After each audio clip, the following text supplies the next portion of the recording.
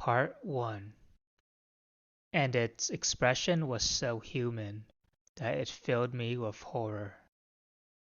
Leopoldo Lugones. Chapter 1. Carcass, cut in half.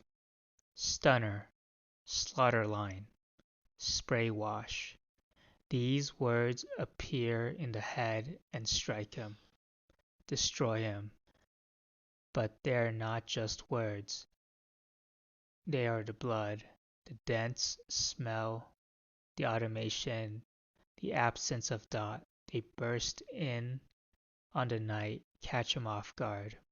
When he wakes, his body is covered in a film of sweat because he knows that what awaits is another day of slaughtering humans.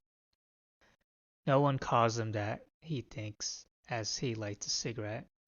He doesn't call them that when he has to explain the meat cycle to a new employee. They could arrest him for it, even send him to the municipal slaughterhouse and process him. Assassinate him would be the correct term, but can't be used. While he removes his soaked shirt, he tries to clear the persistent idea that this is what they are. Humans bred as animals for consumption. He goes to the refrigerator and pours himself cold water. He drinks it slowly. His brain warns him that there are words that cover up the road. There are words that are convenient, hygienic, legal. He opens the window. The heat is suffocating. He stands there smoking and breathes the still night air. With cows and pigs it was easy. It was a trade he'd learned at the Cypress, the meat processing plant he'd inherited from his father. True, the screams of a pig being skinned could petrify you, but hearing protectors were used and eventually it became just one more sound. Now that he's the boss's right-hand man, he has to monitor and train the new employees. Teaching to kill is worse than killing. He sticks his head out of the window, breathes the thick air. It burns. He wishes he could anesthesialize himself and live without feeling anything. Act automatically. Observe, breathe, and nothing more. See everything. Understand and not talk. But the memories are there. They remain with him. Many people have normalized what the media insists on calling the transition. But he hasn't, because he knows that transition is a word that doesn't convey how quick and ruthless the process was. One word to sum up and classify the unfathomable, an empty word. Change, transformation, shift.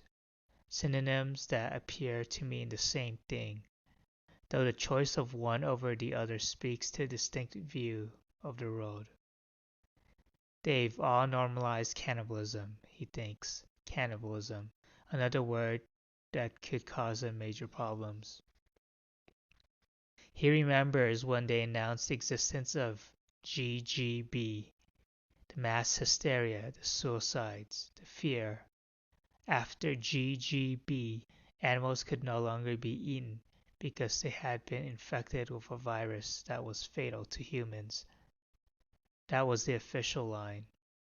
The words carry the weight necessary to mold us, to suppress all questioning, he thinks. Barefoot he walks through the house. After GGB, the road changed definitively. They tried vaccines, antidotes, but the virus resisted and mutated. He remembers articles that spoke of the revenge of the vegans.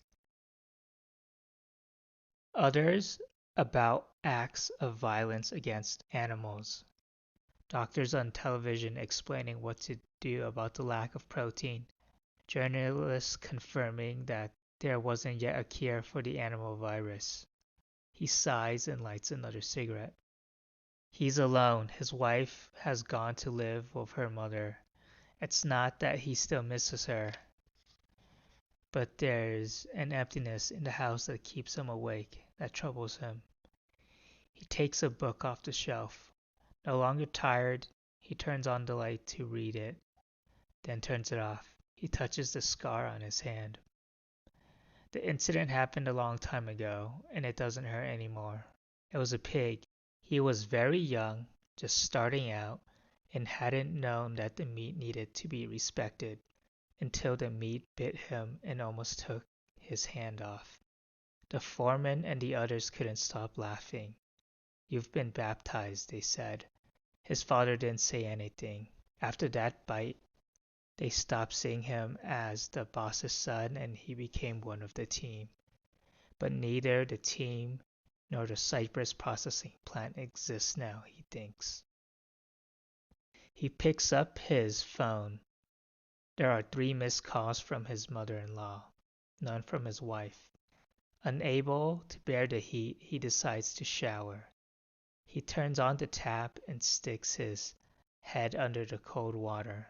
He wants to erase the distant images, the memories that persist, the piles of cats and dogs burned alive. A scratch meant death. The smell of burned meat lingered for weeks. He remembers the group in yellow protective suits that scoured the neighborhoods at night, killing and burning every animal that crossed their paths. The cold water falls onto his back. He sits down on the floor of the shower and slowly shakes his head. But he can't stop remembering. Groups of people had started killing others and eating them in secret. The press documented a case of 2 unemployed Bolivians who had been attacked, dismembered, and barbecued by a group of neighbors. When he read the news, he shuddered. It was the first public scandal of its kind, and instilled the idea in society that in the end, meat is meat. It doesn't matter where it's from. He tilts his head up so the water falls onto his face. What he wants is for the drops to wipe his mind blank, but he knows the memories are there. They always will be. In some countries, immigrants began to disappear in large numbers. Immigrants, the marginalized, the poor. They were persecuted and eventually slaughtered. Legalization occurred when the governments gave in to pressure from a big money industry that had come to a halt. They adapted the processing plants and regulations. Not long after, they began to breed people as animals to supply the massive demand for meat. He gets out of the shower and barely dries himself off. In the mirror, he sees there are bags under his eyes. He believes in a theory that some people have tried to talk about, but those who have done so publicly have been silenced. The most eminent zoologist, whose article claimed that the virus was a lie, had an opportune accident. He thinks it was all staged to reduce overpopulation. For as long as he can recall, there's been talk of the scarcity of resources. He remembers the riots in countries like China, where people killed each other as a result of overcrowding, though none of the media outlets reported the news from that angle. The person who said the world was going to explode was his father. The planet is going to burst at any minute. You'll see, son. It's either going to be blown to bits, or all of us are going to die from some plague. Look at what's happening in China. They've already started killing themselves because there are so many people. There's no room for them all. And here, there's still room here. But we're running out of water, food, air. Everything's going to hell. He looked at his father almost with pity because he thought he was just an old man rambling on.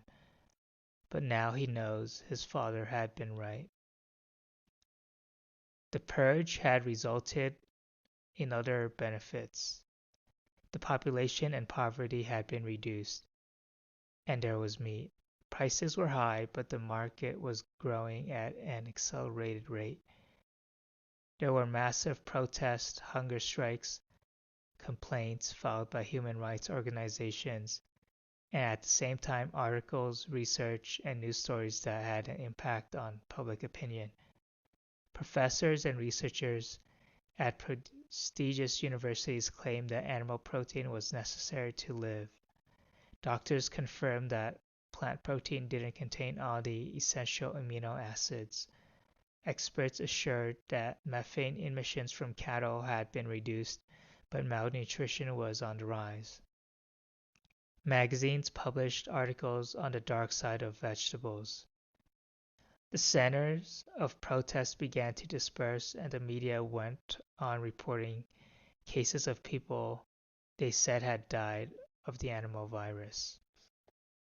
The heat continues to suffocate him. He walks to the porch naked. The air is still. He lies down in the hammock and tries to sleep. A commercial plays again and again in his mind. A woman who's beautiful but dressed conservatively is putting dinner on the table for her 3 children and husband.